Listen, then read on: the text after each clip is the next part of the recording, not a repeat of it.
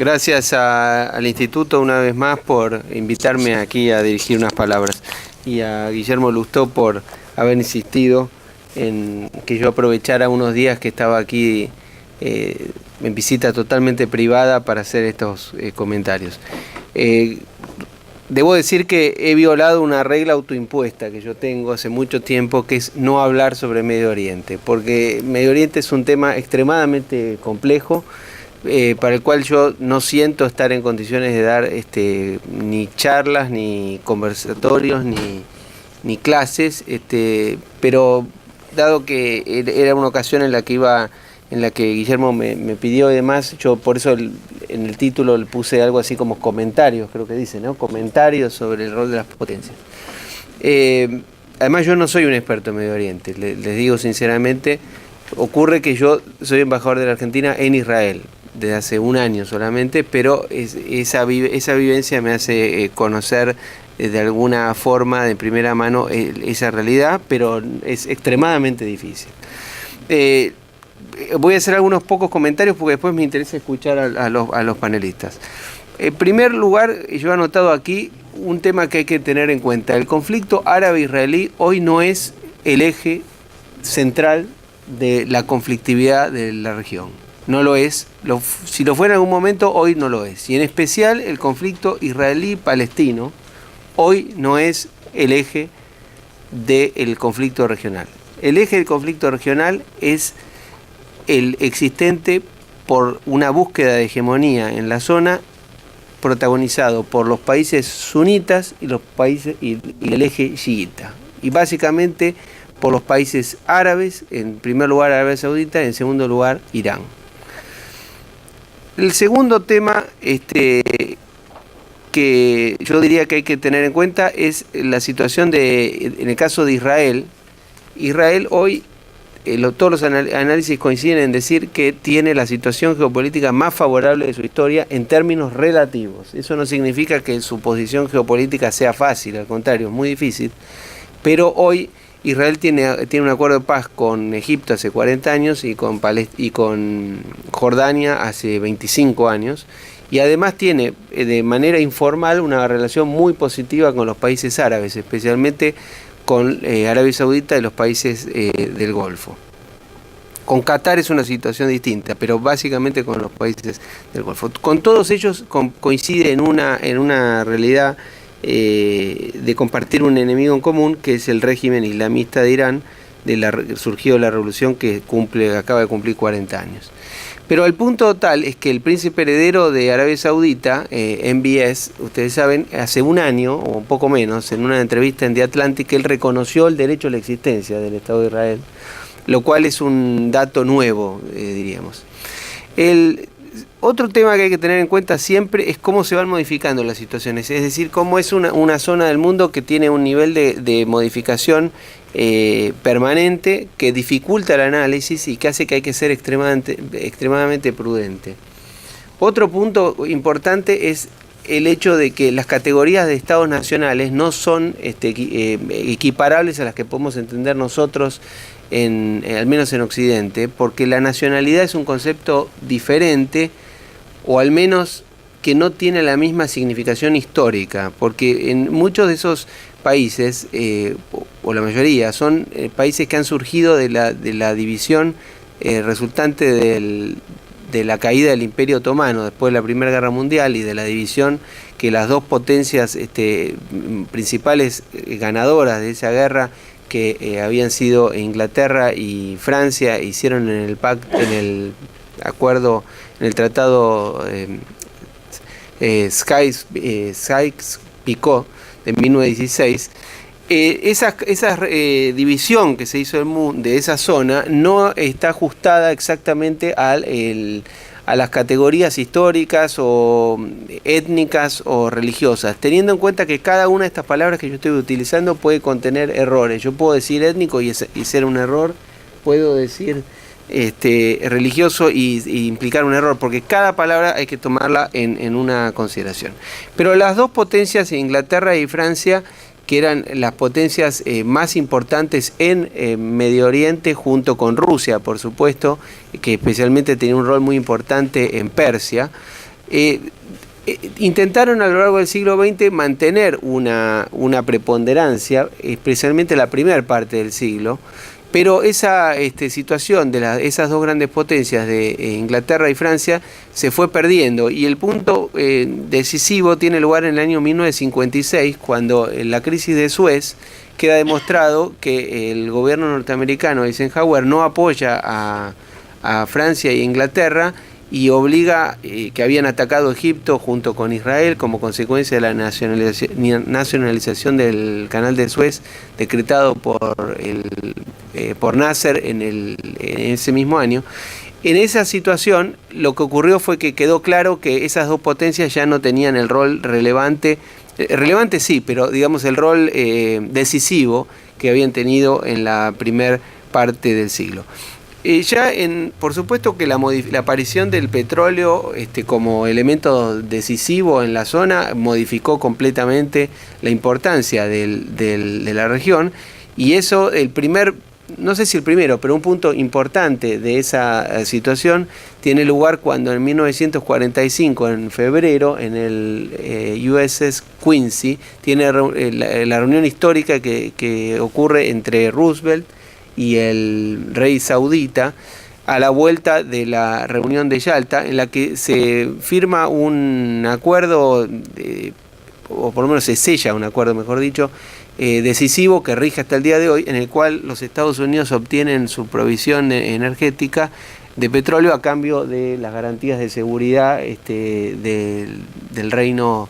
de Arabia Saudita.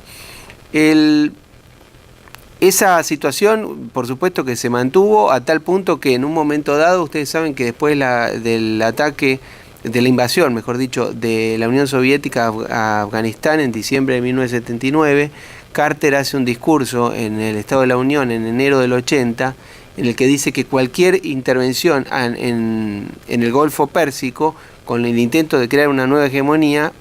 compromete los intereses vitales de los Estados Unidos. Ese es el discurso en el cual es una expresión de cómo queda claro esa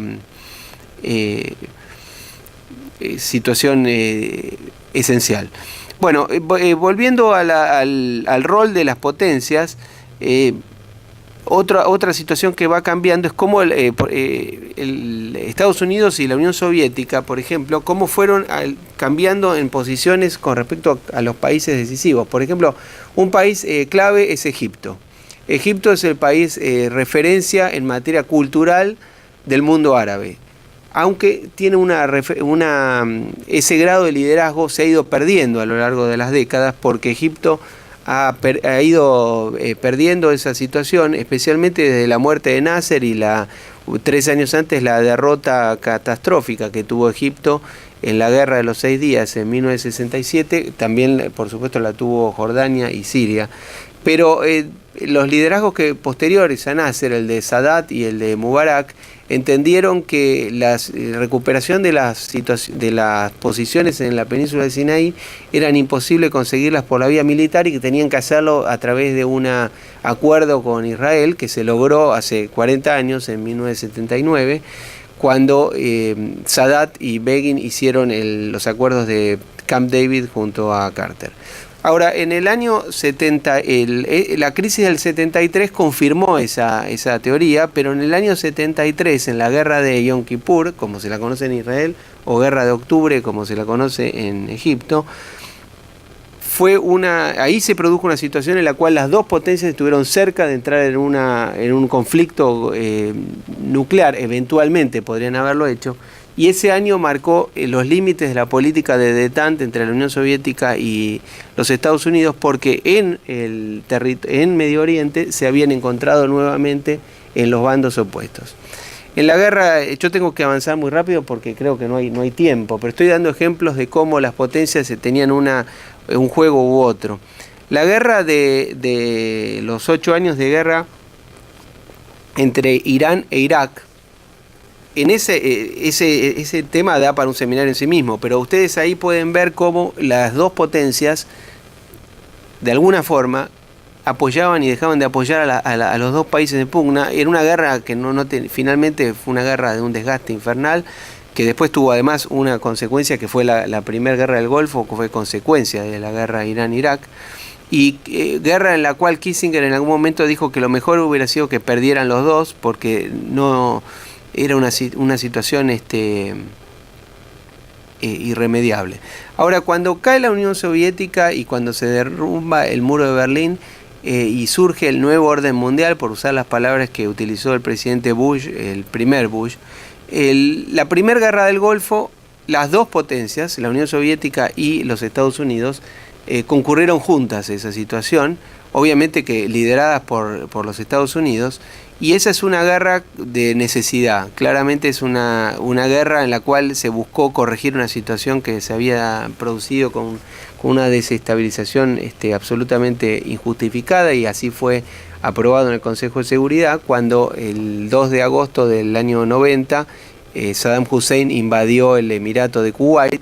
que fue como consecuencia de las deudas en las que había quedado inmerso ese país después de la guerra de Irán-Irak. Después, en la década siguiente, ustedes saben que los Estados Unidos promovieron revoluciones de color en todo el espacio exsoviético, en los Balcanes, y en algunas operaciones que finalmente condujeron a las dos últimas guerras que tuvieron lugar en Afganistán y en Irak con posterioridad al 11 de septiembre. En la primera guerra, en la de Afganistán, Rusia apoyó a los Estados Unidos a través de permitir que la operación se hiciera a través de su territorio, pero en la guerra de Irak, la segunda guerra de Irak, que a diferencia de la primera no es una guerra de necesidad, sino una guerra de opción. Para el que le interesa, hay un libro muy conveniente de Richard Haas, el presidente del Consejo de Foreign Relations de este país, que él escribió un libro que se llama precisamente War of Choice, War of Necessity, que compara las dos situaciones. Esa segunda guerra de Irak es una guerra en la que Rusia tiene una posición, China tiene una posición y los Estados Unidos tienen otra, pero los Estados Unidos fueron a la guerra de una manera unilateral, aunque en realidad acompañado por Inglaterra y otros países, pero fundamentalmente fue una guerra prácticamente unilateral. Y las consecuencias de esa guerra han sido, yo creo que César va a hablar con mayor profundidad sobre eso, pero las consecuencias de esa guerra están a la vista, y después la llamada primavera árabe, que no fue una primavera sino todo lo contrario, confirmaron la idea de que la posición que habían tenido China y Rusia, especialmente Rusia, también por supuesto Francia y Alemania, pero me refiero a los miembros miembros del Consejo de Seguridad. Alemania no lo es, Francia sí, pero que habían tenido una posición muy conservadora de decir que los regímenes existentes en Medio Oriente, los regímenes como el de Saddam Hussein o el de Libia u otros, eran situaciones que podían no gustar, pero eran preferibles a lo que podía ocurrir posteriormente, que era la sustitución de una dictadura laica, militar laica, por un régimen extremista islamista, o una situación de guerra civil interminable, como se ha visto en varios de esos países, como en Libia, por ejemplo. Bueno, en Siria, ¿qué es lo que pasa? En Siria es un escenario posterior a la llamada primavera árabe, porque en el año 2011 comenzó la guerra civil siria con un desastre humanitario de proporciones. La mitad de ese país está o desplazado o refugiado o destruido, pero en Siria no cayó el gobierno de Bashar al-Assad, y no cayó porque fundamentalmente Rusia e Irán lo mantuvieron. Y Rusia tiene un interés estratégico de larga data en Siria, como ustedes saben, tiene dos bases muy importantes en Tartus y en Latakia, y es una posición que no van a ceder. Después, otro punto que hay que tener en cuenta es el acuerdo nuclear iraní. Todo esto estamos avanzando a pasos agigantados, pero no queda otro. Cada uno de estos puntos es una biblioteca, ¿no? Sí. Pero no un seminario, una catedral de estudios. Pero el otro punto es el acuerdo nuclear iraní que alcanzó la administración Obama con los miembros del Consejo de Seguridad más Alemania a mediados del 2015, y que fue denunciado por Israel como una concesión al régimen de los ayatolas en Irán, y que una vez que llegó el presidente Trump cumplió su promesa de retirarse de ese acuerdo. Y ustedes saben que la administración Trump tiene hace 2 años un anuncio de que va a hacer una propuesta de paz para el conflicto israelí-palestino, que todavía está en espera, pero que las perspectivas no son... hay dudas respecto a las perspectivas sobre la capacidad que podrían tener los países árabes de aceptarlo. Inclusive se dice que hasta el liderazgo saudí podría tener muchos reparos en aceptar eso, a pesar de la buena relación que tiene con Israel, pero que en una manera pública sería prematuro aceptar una situación así.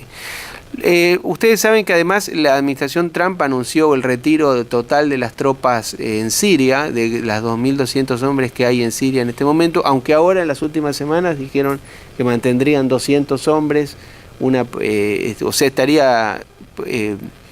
estudiándose esa situación. Pero lo que sí confirma esto es la tendencia casi diría irreversible en este tiempo histórico del repliegue norteamericano de la región. Relativo, por supuesto, pero que los Estados Unidos estarían dejando de ser el actor fundamental en Medio Oriente, y ese rol está siendo crecientemente ocupado por Rusia, que es visto como el actor global en condiciones de estabilizar o de hacer de interlocutor entre los actores. Por ejemplo, en Israel la relación de cooperación de seguridad con Rusia es fundamental. Todas las operaciones que Israel hace en la frontera norte con objetivos iraníes o de Hezbollah en Siria o Líbano son realizadas con permanente cooperación con Rusia, y cuando no las hubo, como hace 3 meses, que no más, ya en septiembre, que se derribó un avión ruso, las baterías antimisiles sirias por error derribaron un avión de reconocimiento ruso, pero como consecuencia, según Rusia, de una operación que estaba realizando Israel. Eso complicó, aunque sea parcialmente, esa relación que es vista como fundamental. Lo último que yo voy a mencionar es el rol de China, porque hablamos del rol de los Estados Unidos y de Rusia. Y China, ustedes saben, es en el siglo XXI las 3 potencias que están sintetizando el debate de la situación geopolítica mundial. Son básicamente los Estados Unidos y China en el campo económico, y los Estados Unidos, Rusia y de algún modo China en el punto de vista militar. Pero esa especie de triángulo que se va modificando de situaciones que ya en la década del 70 tenía unas características con la política que Nixon y Kissinger hicieron, en las décadas posteriores se fue modificando y hoy adquiere otra situación por los cambios relativos de esas potencias, del rol que ocupan en el mundo. Pero China tiene un rol creciente en Medio Oriente. Si bien es un actor lejano todavía, ustedes saben que China tiene una iniciativa que se llama la Belt and Road Initiative, que es una política tengo que ser muy cuidadoso con las palabras, pero es una iniciativa china, evidentemente, de tener un rol global importante, y es natural que así sea porque China es la potencia ascendente, y en Medio Oriente tiene un rol. En Medio Oriente lo que los chinos